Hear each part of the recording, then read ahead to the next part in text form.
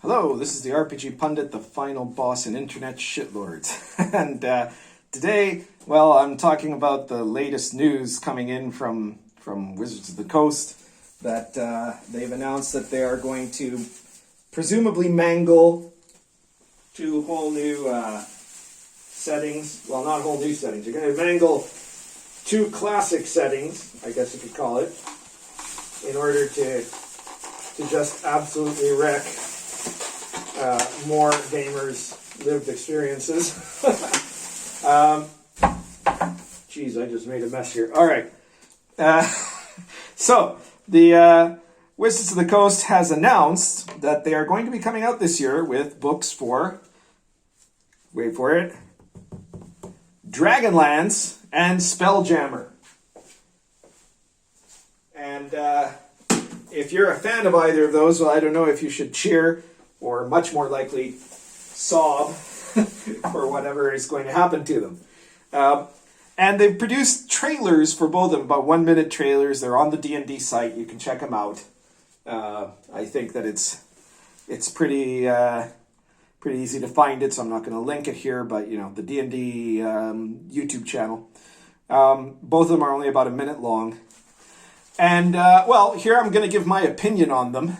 And, you know, actually, this time I'm kind of mixed. But one thing is very clear. One thing that came out immediately. I don't know if they spoke to each other first, but almost immediately as soon as the news came out that these two books were coming out, Jeff Grubb, largely considered the main creator of Spelljammer. He wasn't the only one, but he was one of the main guys, the main guy of Spelljammer, made a statement saying that Wizards did not in any way consult with him about their Spelljammer book. And Margaret Weiss, half of the team that invented Dragonlance, along with Tracy Hickman, also came out and said on Twitter that she was not in any way consulted in the creation of this Dragonlance book. What makes it even more interesting is, of course, as you might know from a video I did quite a while ago now, I think it was last year sometime, Weiss and Hickman had made an initial tentative deal to produce a new novel, a Dragonlance novel for Wizards of the Coast, which had run into a lot of opposition from SJWs who basically hate the values of Dragonlance. And the deal was just about ruined, and then there was like a lawsuit, and then apparently it was back on. So it's like, now it is going to come out, this book. But after all this, apparently, Wizards decided to make a gaming book of Dragonlance that intentionally does not involve Weiss and Hickman. So it seems pretty obvious to me what's going to be happening with Dragonlance. But let me touch on Spelljammer for a moment first. Now, I was never personally a big fan of Spelljammer. But I think in some way, if there's one product that 5e could do without absolutely mangling it, it might just be Spelljammer. Now, don't quote me on that. They have great ability to ruin the experiences of gamers. They're definitely, it looks like with every product that they use making reference to the history of D&D, they go out of their way to try to wreck the experience of it for people who actually liked the previous versions of that product. And so I'm sure that they're going to be trying hard this time. But the thing is, Spelljammer is a bit different than most of the other settings, certainly most of the settings that they've approached. Because Spelljammer really, it was initially conceived as a way to do like D&D in space, first of all, but second of all, also to link the different D&D worlds. Like you could get on a Spelljammer, you could fly from Kryn to Orth, to Toril and back again, right? And you could go to all these places by using a Spelljammer. So it was a way to create a kind of a D&D multiverse in second edition. It never had a strong kind of mythic or moral component, and it was always goofy. I mean, and we see that it's going to continue to be goofy in the product. One of the only ways I think that they could really have ruined Spelljammer in as much as ruining it for people who actually liked the original Spelljammer, would have been if they'd made it deadly serious and grimdark or something like that, you know. But they haven't. They very clearly haven't. If anything, they've gone further the other way, right? So you're still going to get giant space hamsters. You still have the space hippopotami. Plus, there's apparently going to be evil clown pirates, just because, and robot gnomes. So, you know, it's just going to be, if anything, goofier. Maybe that'll piss a few people off. But Spelljammer was always goofy. It was always a silly setting. And I guess it's going to continue to be. So there might even be a chance. If you're a big Spelljammer fan, there might be a chance, I'm not promising you anything, but maybe, that you're going to end up with a product that you won't utterly hate. I don't know. But on the other hand, Dragonlance is very, very clearly set up. You just have to look at the trailer, and you know it's set up to be designed as an attack on Dragonlance as a setting and anyone who liked it as a player. There's no question about it, right? And there's a very good reason for this, because actually out of all of the old D&D settings, there was probably no setting that was as much of a mythic tale and a morality setting as Dragonlance. Because Orth was a mishmash created, Greyhawk was a mishmash created for wargaming that evolved into D&D, and it was largely a kind of slightly weird pseudo-medieval fantasy, and then the Forgotten Realms were a kind of sword and sorcery fantasy. And of course, both of those settings had good and evil. They had struggle between law and chaos. They had the idea of civilization versus barbarity, good races versus evil races of monsters, and certain mythic elements, without a doubt, right? But Dragonlance was kind of special because it was created to make a novel which was essentially in that same format of the fantasy saga in the style of Lord of the Rings, but whereas Lord of the Rings, this format is a retelling and essentially of the Western pagan hero myth, right? But instead of it being a Catholic spin on the Western pagan hero myth, which is what Lord of the Rings is, Dragonlance was a Mormon spin on the pagan hero myth. It has elements of the people who made it were Mormons, right? I'm pretty sure that they still are. I don't know. I'm not sure if Margaret Weiss is a Mormon now or not. I don't know. Hickman, I believe, is. And it has all kinds of elements that are borrowed from kind of Mormon mythology, so to say, right? Like there's literally like golden discs that bring back the true religion, which is something that comes right out of the story of Joseph Smith, right? And there's a lot of these elements of this morality. It's a morality of choose the right, of good versus evil, of the importance of this kind of purity to fight against terrible evil, and of divinities of good that will overpower the darkness of evil that corrupts men, and that sort of thing.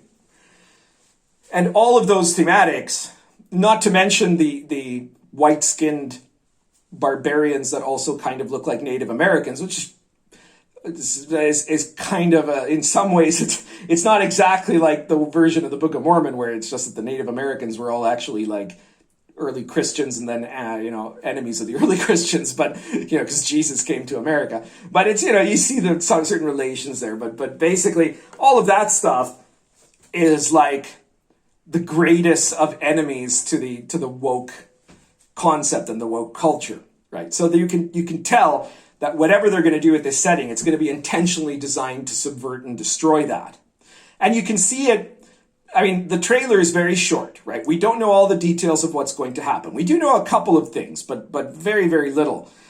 We know, for example, that the new Kender are not kleptomaniacs, presumably because somehow that would be like offensive to people who like to steal or maybe to the mentally ill. I don't know. But the new halflings, apparently, they no longer steal. Instead, they just magically create things that they pull out of their pocket that last for an hour and then disappear in a glittery glow.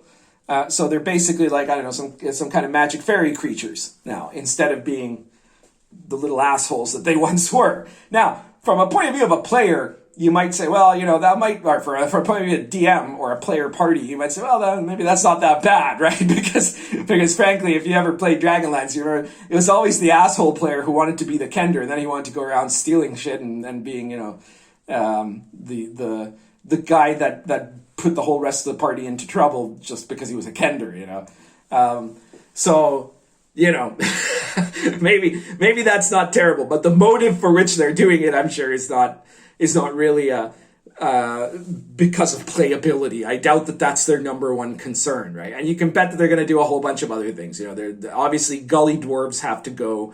They're absolutely going to be gone. Now, I wonder if they're going to have orcs, right? Because remember, SJWs, there are no orcs in Dragonlance, right? Dragonlance is a setting that has no orcs by definition, and to SJWs, orcs are black people, right? So is that racist? Is Dragonlance having no orcs a kind of racial genocide? I don't know. Maybe they're going to have them.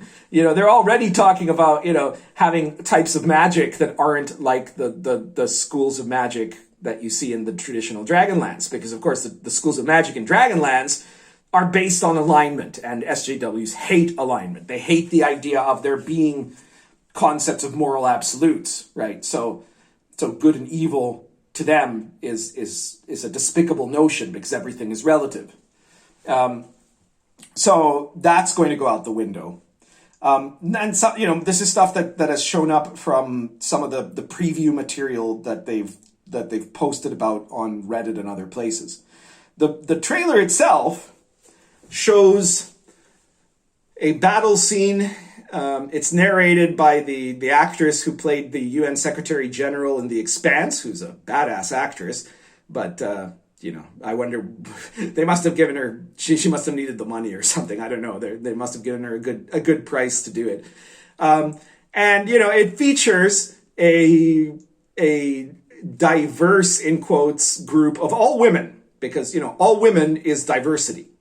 If you had a group of all men, that would be a hate crime. If you have a group of all women, that's diversity, right? And of course, one of them is a black elf, and then there's this dark-skinned night woman. They're all extremely strong women. They're strong, powerful women that are fighting against presumably the dragon hordes. The soldiers of the dragon armies of Takhisis, and of course, the only place that you see men, or rather white males, is in the image of the advancing dragon hordes, right? They're all white male. Well, no, they're not all white males. Somebody pointed out that there's also a black guy there, but he probably votes Republican, so he doesn't actually count as black. Right? That's because that's part of the leftist logic, right? If you vote Republican, then you're not black. So this is that's a pretty good idea of what this book is going to be like based on that's the preview. That's what they want you to know. They had 1 minute to sell you on what Dragonlance is going to be, and that's what they're showing you, along with this narration done by, again, this excellent actress. I do not recall her name, that played the Secretary General in The Expanse, excellent science fiction show.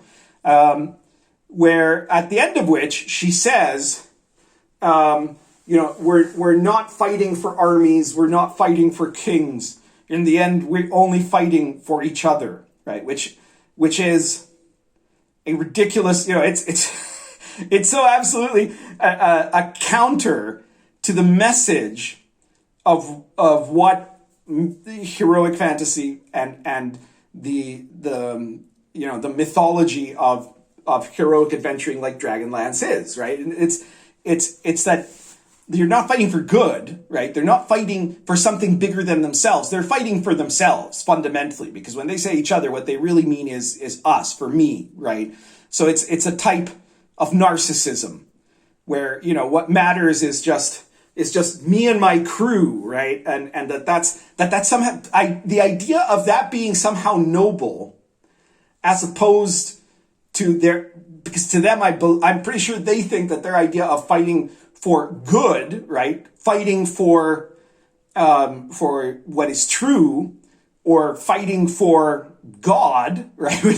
which is fundamentally what the heroes of the lands are about, right? They are fighting in the name of the gods of good, and to restore the balance that has been upended by evil in the world of Dragonlance, in the world of Krynn.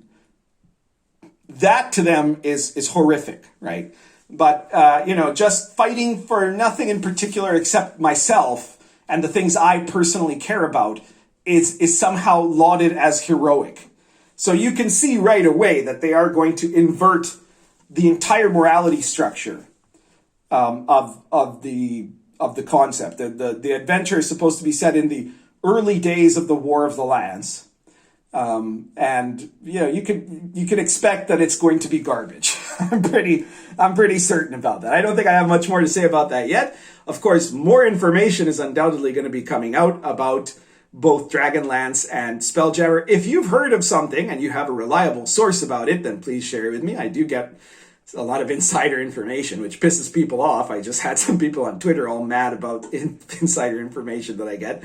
But in particular, if you can point out things maybe that I've missed about the Spelljammer release that might prove that actually they are going to figure out a way to wreck Spelljammer too, I'd be curious to know that, because right now I think, I don't know, that might be their best shot that there is for 5e, just because it's such an essentially pointless and baseless and it's a setting that had no inherent values as such, which is not to say it's bad. I also think the only reason they're doing it is because, the trailer of Spelljammer is basically one long sea shanty, and so I think it's because they're Seattle hipsters that suddenly discovered that sea shanties were cool, and so they said, well, we got to make a sea shanty song for D&D. Where can we do it? Well, there are no D&D seafaring settings, so let's do Spelljammer just so we can have sea shanties. I think they're that shallow that I can pretty much believe that that's the only reason that this has happened now, right? Because there wasn't exactly a gigantic demand for Spelljammer to come back. But it might actually be the setting that most fits the current culture of 5e. Who knows? Maybe. Anyway, so feel free to share anything about that in the comments. Let me know. Share this video anywhere you think it'll piss people off. Oh yeah, Spelljammer is also saying that that it's the first D&D setting to allow you to play an ooze, because there's an ooze race now. Well, guess what? World of the Last Sun has blob people in it, and it's been out for years now. So you can actually, in the OSR, play an ooze person if you pick up World of the Last Sun, and it is also goofy, but I think it's a much better setting than Spelljammer, so be sure to check that out. If you want to see a war that has a lot of fascinating stories and heroism and villainy and all kinds of stuff, check out the Rose War, Dark Albion, and if you just want to fly around singing sea shanties in space, check out Star Adventure. Sea shanties not included.